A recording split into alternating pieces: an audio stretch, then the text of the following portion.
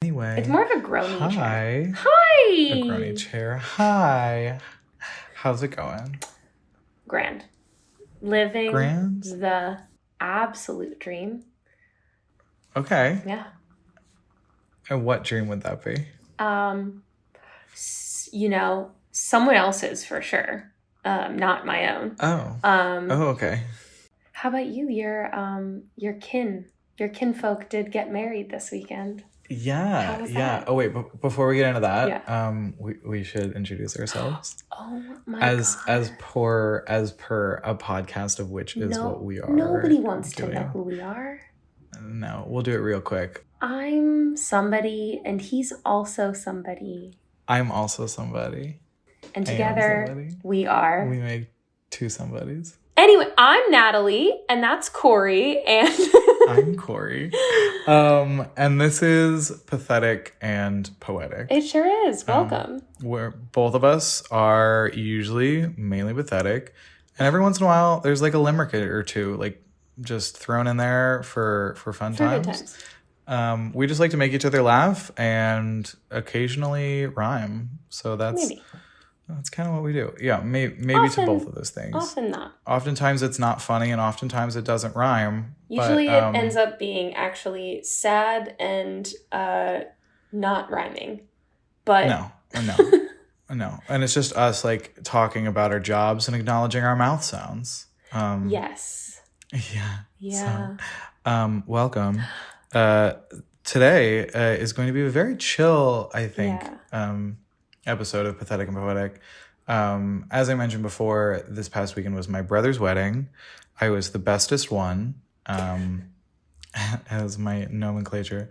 I love that. And so, nomenclature right now, that definitely was not the right use of that word. But no, but I actually love that because in a theoretical world in which I someday get married, there is a person who I assume will be to my right, standing right beside me, and it's not a woman. So I wouldn't want that person to feel like they should be my maid of honor. So now they're just going to be my bestest one. And I always thought that like man of honor or best woman, I always thought those were okay, but they were like, they're the way that I feel about like those gender neutral bathroom signs where it's clearly just a split of the man figure and then the woman figure, like right down the middle. Which the whole point is for it to be not everything else in between. Yeah.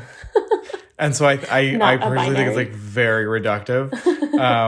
And so I think I gave a speech on Friday, and my dad said he was like, and now the best man, Cory, and I was like, I'm the bestest man. I was like the most drunken, dramatic mumble. I'm done. And he just looks at me and goes, yes, you are.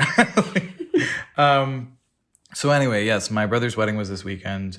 I'm currently nursing a 2-day hangover because I drank a bunch but didn't get Cookie Monster eyes. So in my mind, I was like, I'm okay. You know, like you when you don't get dizzy and when you close your eyes and the rooms aren't spinning. And so I was like, I'm totally cool. But I do dance at every wedding. Like I have like season 1 finale main character energy. Where I'm just like, it's not my wedding, but like I'm stirring the pot in a good way, like stirring the pot with my hips. Yeah. My hips and my hair, just stirring the stew, getting everybody dancing, getting everybody involved. And so my thighs, my knees, my shoulders, my arms, my voice, everything is weak. Oh my gosh. Like, are you like sore from dance? You went so hard that you're sore? Oh yeah. Oh yeah. Wow. I don't know if I've ever danced that hard at a wedding. Yeah. They had like a live like 11-person band, which was very cool. That's awesome. Because they could play like literally almost any song, but you had to like pick out like, you would make a list of like 70 songs and they would play like 40 of them or something. Ah, I see. Okay. And so there was a moment where they were playing ABC by the Jackson 5. Fun. And I can already like hear my own mouth sounds going. It's disgusting. Okay, that's the second time you said mouth sounds. So I just want to take a brief moment to tell a sidetracky story. Welcome. I worked a catering event this weekend.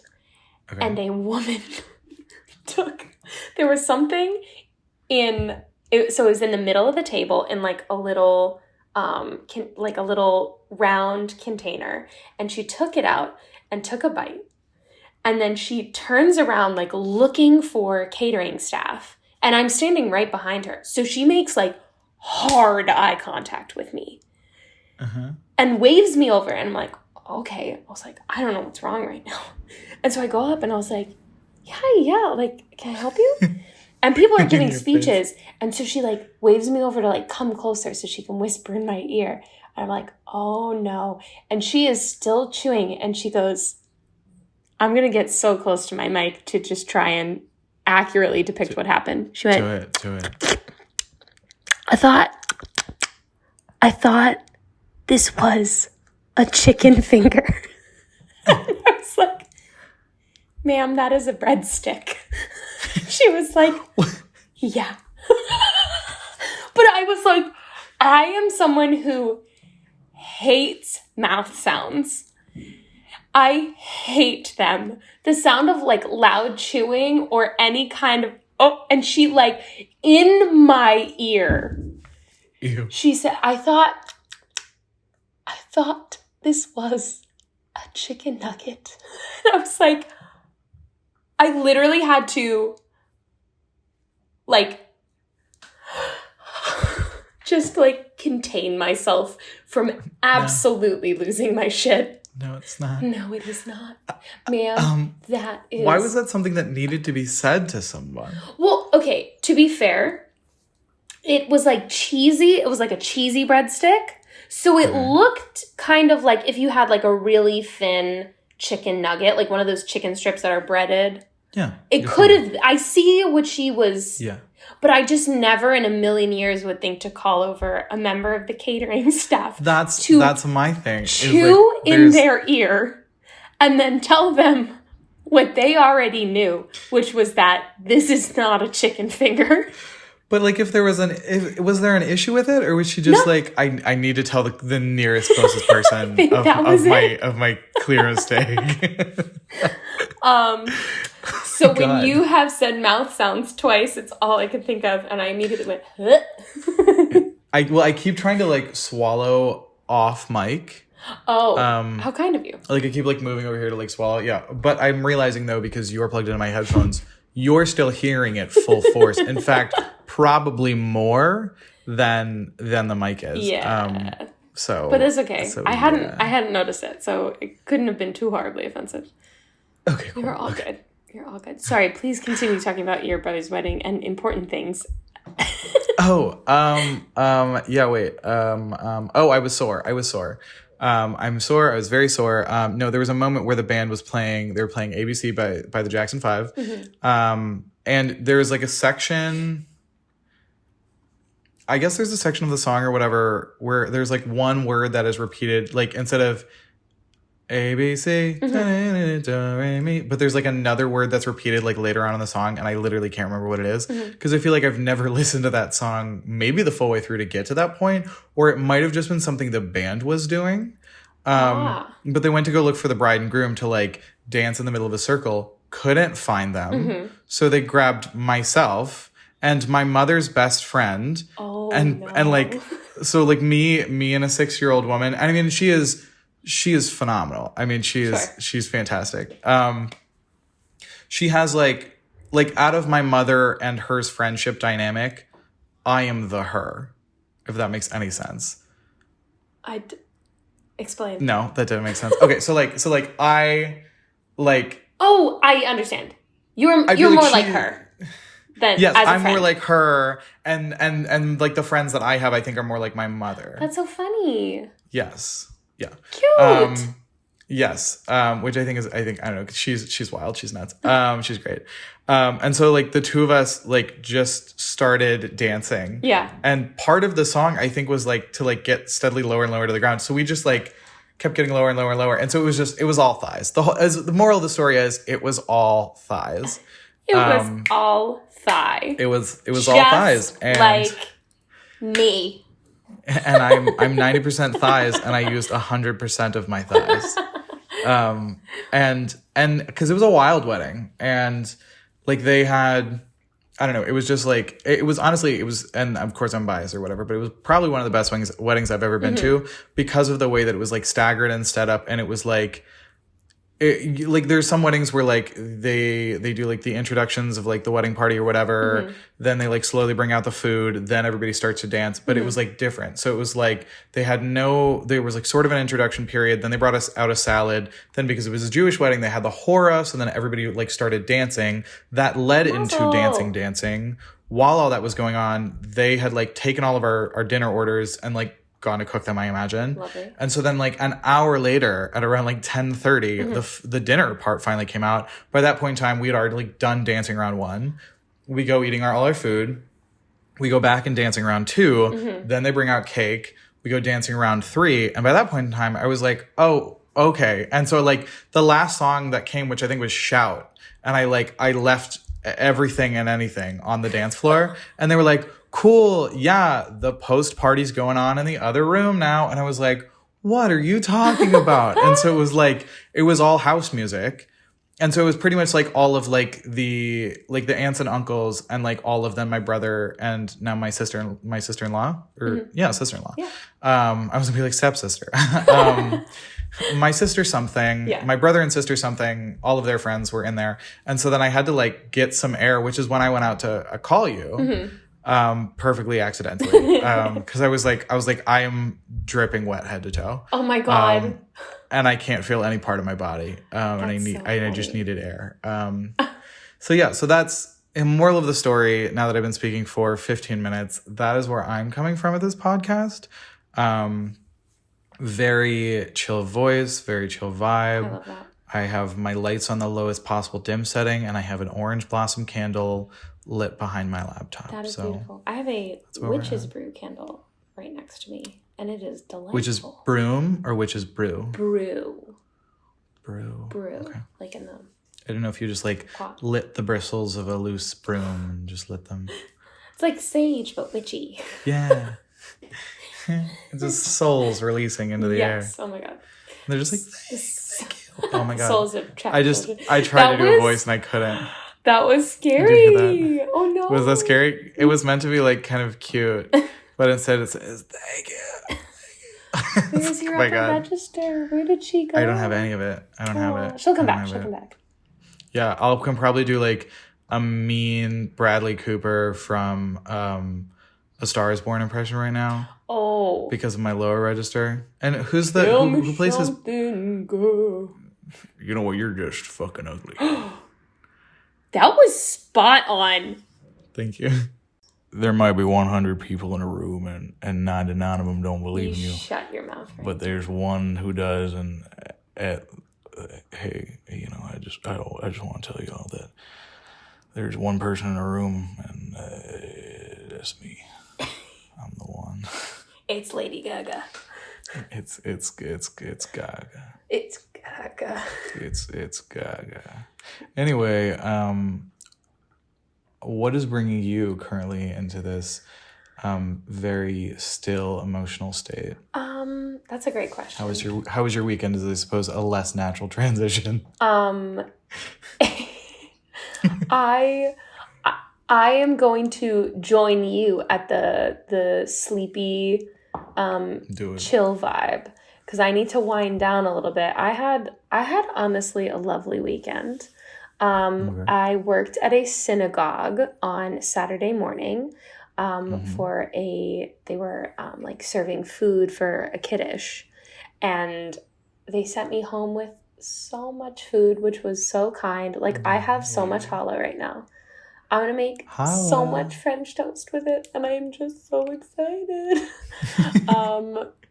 And then I feel like I did something Saturday night too that was lovely. And then, I just chilled Saturday. And then Sunday, I went to Sleepy Hollow with my dear friend Dean. And you guys will find out, ladies and gentlemen at home, you will find out that both Cory and I have a dean. We have our own dean. Our own respective deans.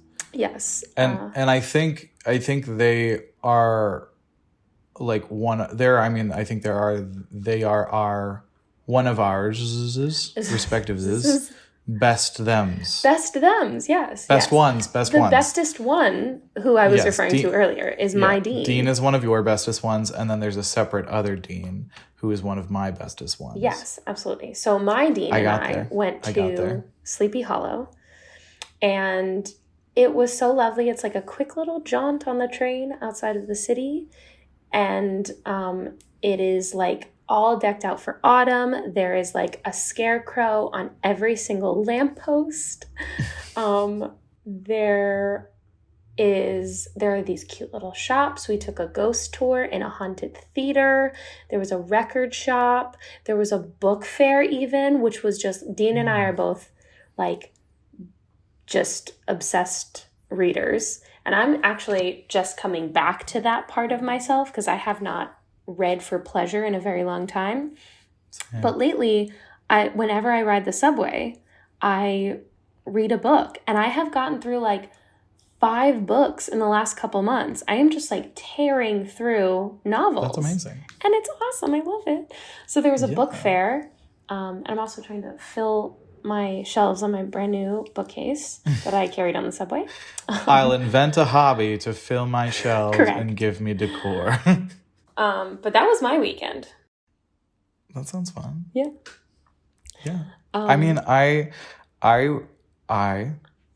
isn't me. You, Cory. I usually do I look forward to doing, kind of the spookier fall stuff because I'm as basic as I think I am original. And I think I'm pretty original, which means that I'm pretty basic. And so, I love the occasional apple patch and pumpkin picking, all those things. I haven't really done any of that stuff this year. And then there's like Halloween stuff too. But I was like, I'm nursing a 2-day hangover. I kind of don't want to go out for Halloween now. It was actually kind of fun. So my friends, this really doesn't matter, but I'll talk about it anyway. My friends are going out for a costume parade as lesser known Greek gods. I love that so much. So they're all wearing like togas and then like decking it out in like weird stuff. So like the only example that I can really remember is my one friend bought a bunch of like gnarly watches, and I think he's going as like a counterfeit watch salesman or something. Or the Greek god of counterfeit watches or something. So funny. So like they're making up. Yeah, like they're making up fake gods. That's so funny. Like I think one of them might be going as the Greek god of Lisa Frank, and I think they're just like covering themselves in like Lisa Franken colors and stuff. That's hilarious. Yeah, so it is very funny, and it kind of crept up on me, and I really wasn't paying attention. But also, the costume parade is on a Monday, and I was like, I don't want to go to the bars on a Monday night, and I just like it. I don't know. I feel like everything kind of got away with me planning it like in advance for this wedding. And so I'm just like not really doing any spooky stuff right now, but I'm kind of fine with that. Yeah. I don't know. That's fine. I remember, spooky comes and spooky goes. I mean, spooky never goes for me, if I'm being entirely honest. But just remember, you have basically until the end of Thanksgiving to do the end of November. Like fall stuff, yeah. Fall stuff. Because I always forget that. I'm always like, oh my God, how is it already Halloween? All of the spooky stuff goes away. And I'm like, wait, it's still autumn. I know, but because it's like the mood changes. It goes from being satanic to Santanic. And everybody just listens to Santana all the time. Yeah. You were going for Santa. Not me sticking my full tongue out in shock of my own statement. Literally, my first thought was Carlos Santana. Goodbye. That'll be all. Thank you. Yeah, so let's write some poems this week. Yeah.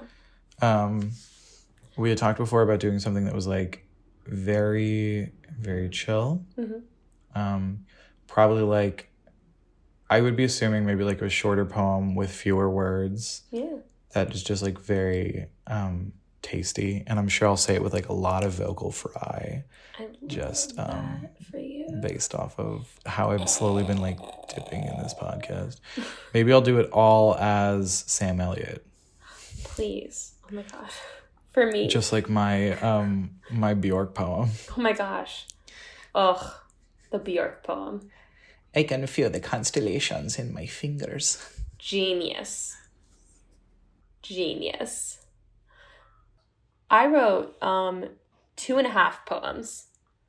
I wrote one, decided it was not the vibe. Okay.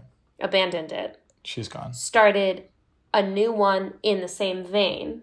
Mm-hmm. Abandoned that one too, realizing this might be a whole series of poems that I need to write at a later date. You need a whole different body now. And then I finished one. There you go. Completely different vein. Maybe a different artery. We don't know. Yes. Whole, like, different. Honestly, someone else came in here and wrote it. That's how. Okay. I'm kidding.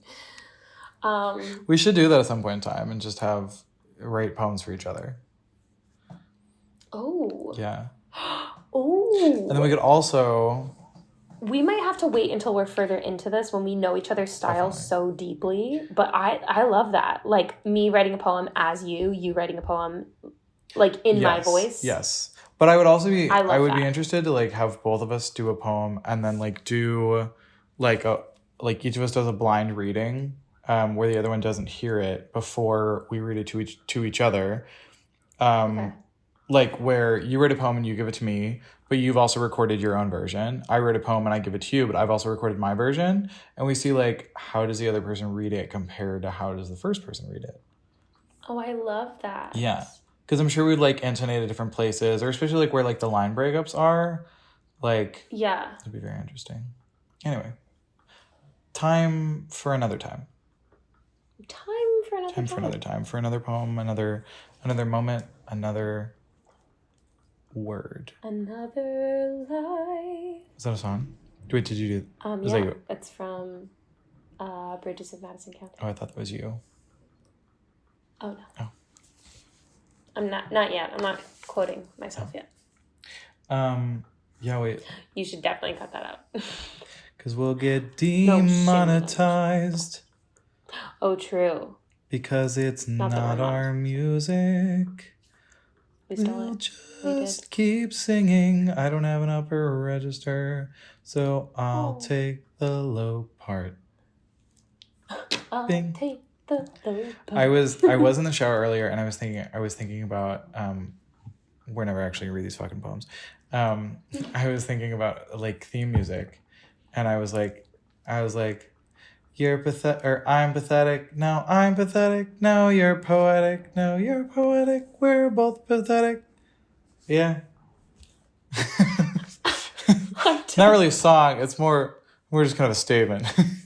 Anyway, but who goes first? Maybe we can call you in. Who's on first? What's on second? I believe it's you. Is it me? I think I went first last time. Okay. I think it's you. I can go first.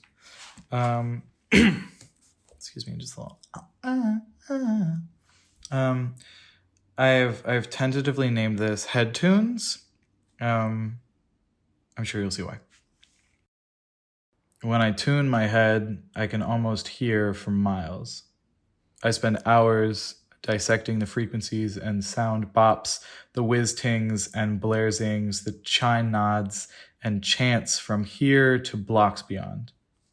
At first, it's the hiss and crack and feedback of echoing audio, from Chicago to New York, to towers, to satellites, to Edgewater, to Manhattan, to the stratosphere and back again. The subtle hum of electric manufactured phosphorescence.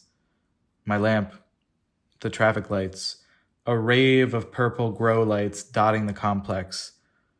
Blinking blunt blarings of battles and dragons flying through the walls from others' TVs and others' living rooms and others' buildings. First responders scream past as the wheezing of traffic and a Doppler of music whizzing to and away from me.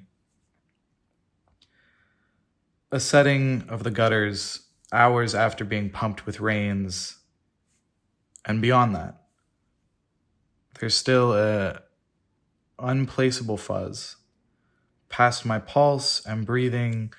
It's light and it's low, like puddles conversing, or dust bunnies expectorating, molecules making music. I can't put my ear on it, but my head's always tuned to it. What the actual fuck? Yeah. That was nuts. That was a whole journey. Dust bunnies expectorating. Get all the way out with that. What? You just see like a little dust bunny and just go, they just like. That's the exact image. It's so cute, but it's also so like profound, especially in the way that you performed that. Thanks. Yeah, I don't know. I was sort of like listening to the sounds of what was going on right now. Obviously, I was mentioning I was hearing like the hiss and like the audio feedback of like like we were sitting in silence, but I could still like hear like a little hum. That was perfect. Thanks. Yeah. But then it's like you went deeper than just like the hum of, your refrigerator in the next room or this or that, and it's like that hum of like. There's something else. I don't know if it's in my head or if it's not in my head, but like.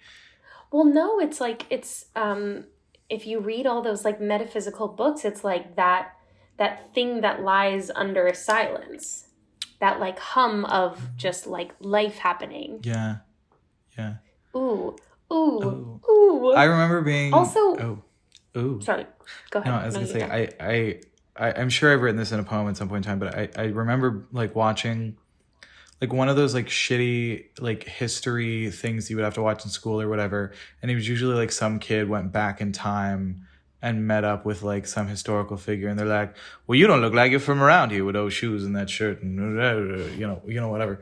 And there was one, and it was in like Revolutionary War times or whatever, and and it was like oddly profound because they were talking about like the utter silence that you would experience. Like you would like if you in the present went to like pre-electrical times, pre-industrial times, and you were just like in the woods of like 1776 or whatever, you would almost go mad with the lack of sounds of things, that it would just be silence because there's just That's nothing.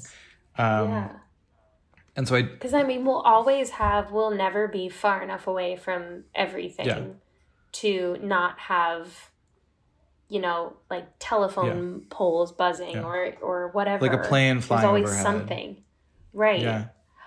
Ooh. Yeah. I will say, so one of the places where I worked at a theater was this little town called Grand Lake, Colorado.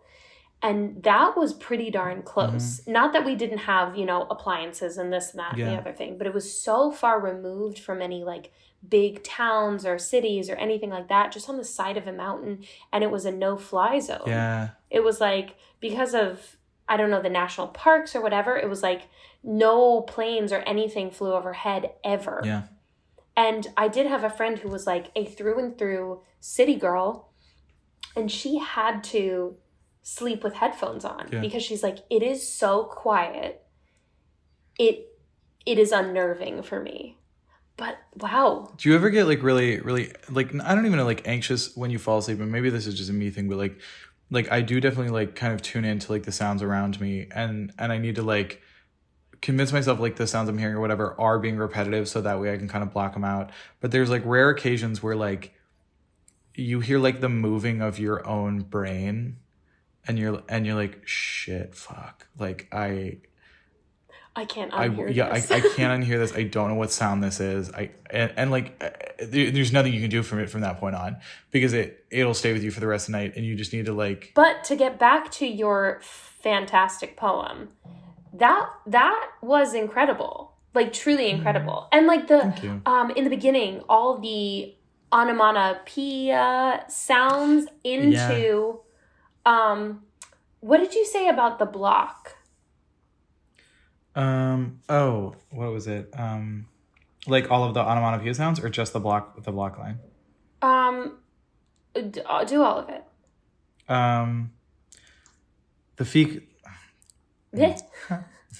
The frequencies and sound bops and whiz-tings and blarzings, the chime nods and chants from here to blocks beyond.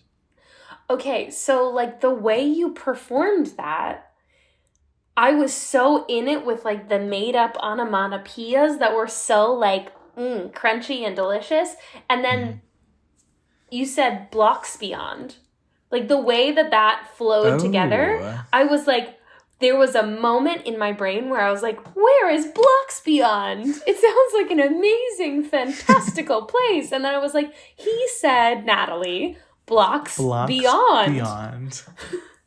So I don't know if that was intentional, but that was like so cool. No, that happens so much to me though that I will combine the words that I think people are saying into things that they're not saying. That's exactly what happened last week when I said but I gotta, and Neil thought I said but I gotta. And I was like, nope, it was a nonsense word that I said in 1 second flat. It works both ways. Yeah. I want to now write a poem called Where's Blocks Beyond? Where is Blocks Beyond? It's a mystery. It's a mystery. It's a mystery. But yeah, I if that was not intentional, that was so cool because I feel like it gives the exact effect that you're writing about in the poem. So it's like kind of meta because you're like, you feel yourself being like, at least for me, maybe no one else would think of a fantastical place called Blocks Beyond. They would just hear the words you're actually saying. Yeah. But it was like, it made my brain do exactly the thing that you're talking about your brain doing when you hear these noises. Yeah, and you try and give it a name that's not correct. Catching up to it and then realizing what it is and then realizing it's something different than you thought it was. So cool. I love the accidental profoundness. I'm very into it. I like it. I did not mean that whatsoever. I was just trying to tether I was like running out of nonsense words, and I was like, it's now time to say a real word. Because if not, the entire thing was going to be a Dr. Seuss poem. Or like a Willy Wonka thing. A Willy Wonka thing. Because it doesn't have one thing where it's like the Wangs Boozers and Big Globblers and Schnicknobbers. Or he's just like flim slams. Like there's something with like all of the like it ends in obbers or like they all ends in ers. Yeah. I don't know. I'm trying to think of what it is. Oh my gosh. Somebody comment on my ignorance. You have a dark corner behind you, and the way that your candle is throwing light, it is like shifting the shadows just a little bit, and I saw like the easiest bit of movement, and I was like, well, and there's like one shine from the moon that looks like it's like one man's fake eye. Yes. Is that the moon? That's the moon? Okay. Or it's a person. Oh, that made it look worse. That made it look more like a person. I don't like it at all. I'm also watching The Watcher or The Watchers on Netflix, which is so scary. I am normally not like spooked by things. I don't know what's what. I don't know which way is up and which way is down, and I am so frightened. I had a group chat. Well, I still have a group chat where somebody commented. They're like, "Oh, are you guys watching The Watcher?" And I commented and I said, "Wouldn't that make you the Watcher?" And then the conversation went dead silent. Nobody responded. No replies. I feel that. I am always also that person to make that comment, which is why I think we get along so well. We're a dad joke wrapped in a limerick. I think it's your turn now. Okay. We haven't done, I think, any content warnings thus far. I don't think we've needed to. Podcast. Yeah, I don't think we've needed to. Yeah. I don't know, for the viewership out there, this one has a bit of, nothing like violent per se, but like some body horror stuff. Just like a little gory. And as per usual, no title. So please write in or visit us at Instagram handle to be determined. And let me know what I should title this. I'll come up with a title by the end of the poem. Perfect. Okay. Call me when your hair turns to rain, when your eyes fall to the earth because the branches of your cheekbones are finally releasing their burden before winter hits your mouth. Call me when your teeth aren't even teeth enough to chatter anymore. Call me when you think your scapulae might only be good for shovels anymore. When your smile looks more like candle wax on the sidewalk than anything you might call happiness. Ring me when all the meat of you is less than a memory, when even the last Polaroid of you has shaken away to dust, when the last root of your family tree is swept so far downriver not even the last stray would choose it for playtime. When darkness is no longer a thing that happens, it is the antimatter that bursts your lungs. Call for me then. When time or space is not even a fractile of thought on the outskirts of your black hole heart, I will be waiting to love you. Past the bounds of anything the universe might have called holy, beyond anything the human mind might have classified as prayer, I will love you the way the void holds the stars and the way the galaxies pinned the abyss in place. I have loved you like that since before time touched an atom. Call me when it happens to you.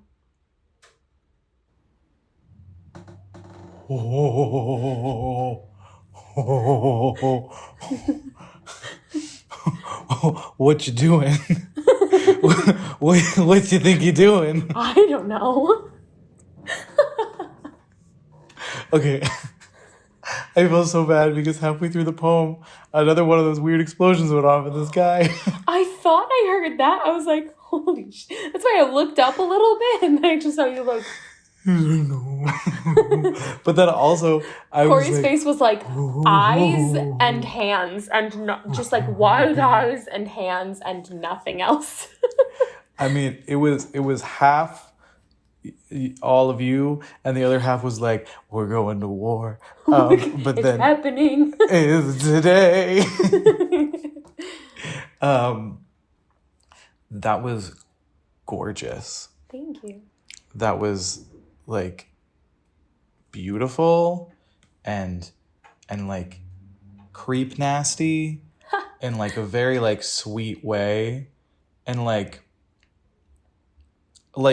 it was almost kind of that speech that like the villain that's in love with the main character who doesn't want them gives of like the I love you even when you hate me, so just come over here. Yeah, like that's very much how it felt when I was writing it. Yeah, like I don't want to use this word, but I will. Like almost abuse romance. Yeah, a little bit. Like not like in it. Well, I feel like we can talk about it in that term because it's not real. I'm not in for the and the name of the person this poem's about is Tim Gaffigan.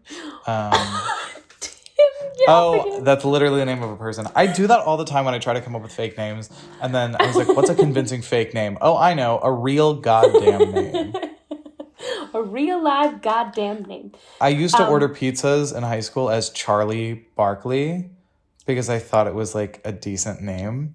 And until Charles Barkley? Yes, but I didn't watch sports, so I didn't know he was a fucking person. That's so funny. And like, it's not like I would order fake pizzas. I just like ordering pizzas for myself as fake names to see if I could get away with it. Or like, I would pick up like telemarketing calls and like play myself, my mother, and my wife as just like different characters. That's lovely. That's so wholesome. Not what we were talking about. We were talking about your phenomenal, gnarly cute poem. Thank you. But yeah, I feel like we can talk about it in those terms because this is not about anybody. This is like from a perspective I imagined. So yeah kind of like I love you so much, I'm gonna kill you. Like it's very like from the show You. Yes. Like yes. if Penn Badgley Totally. and Mrs. Badgley. What's her name? I have no... I don't watch that show. You've never seen You? No. I mean, I've seen some episodes, but I was so unsettled by it. And like, why are we romanticizing this? That I was like, I can't watch this. Some people want to lick the winter off your lips. Like you said. Yeah. Or what? That was the first line that I was truly like shuddery with. Where I was like, I know exactly what the fuck feeling you're talking about. Wait, can you read that again? Yes. When your eyes fall to the earth because the branches of your cheekbones are finally releasing their burden. Before the winter hits your mouth, call me when your teeth aren't even teeth enough to chatter anymore. Was that it? Yeah. Yeah. Yeah, I'm like... Responds in like old monastic chanting. Well, I like that you paint the picture of like, I wouldn't, and I feel like the entire, because you mentioned body horror, and like it is almost like you're imagining a body is built from the bottom up, and that different pieces are like resting on each other and are constantly like, I wouldn't imagine my cheekbones supporting my eyes. And the fact that if they were just like, I think it's quitting time, and then like my eyes just sort of fell, like just melted out of my face. Again, with the boom. I didn't even say that one that time. Here comes the boom. That's scary. Is that a car on? Do you need to call no, I don't know. It's lovely Chicago Police Department?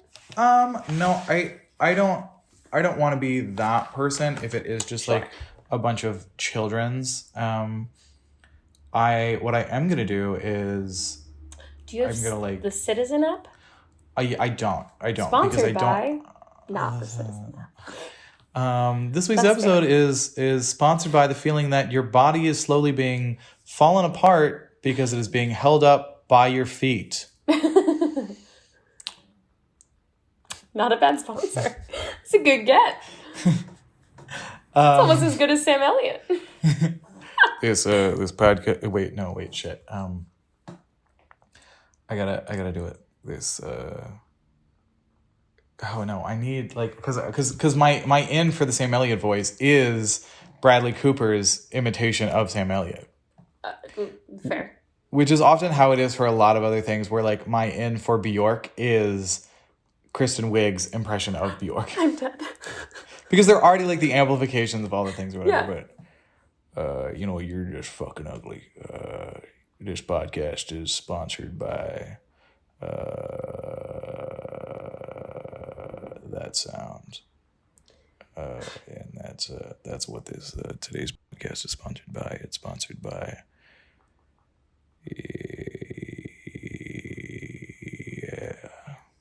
So enjoy that for today.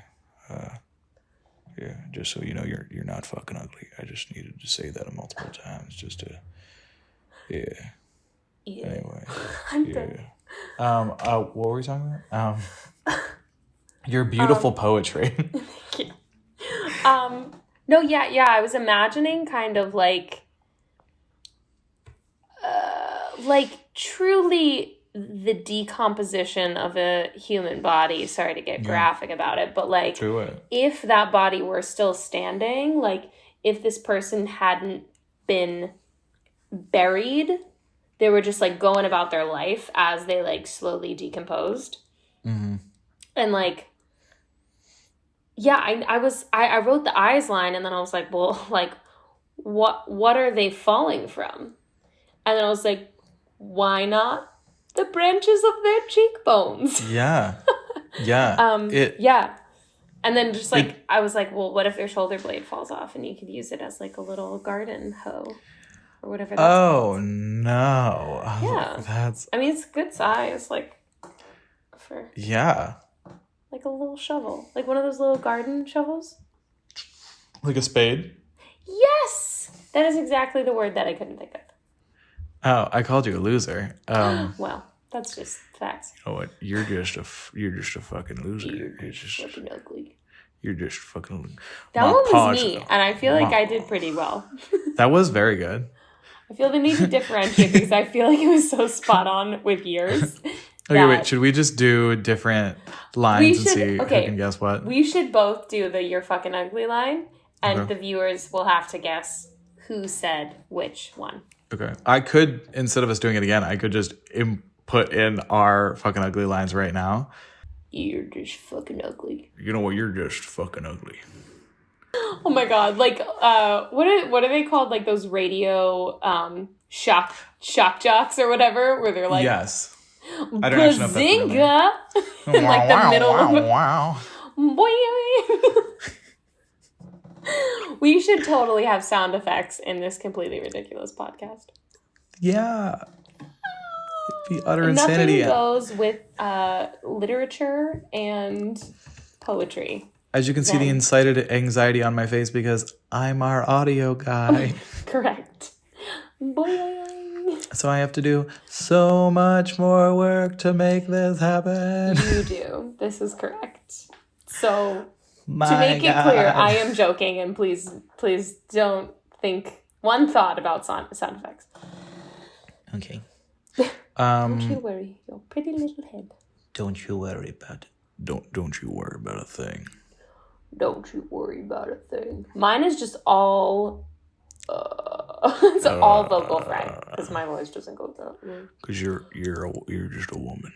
I'm just a woman. You're just a lady with one of them lady voices that doesn't sound like a man.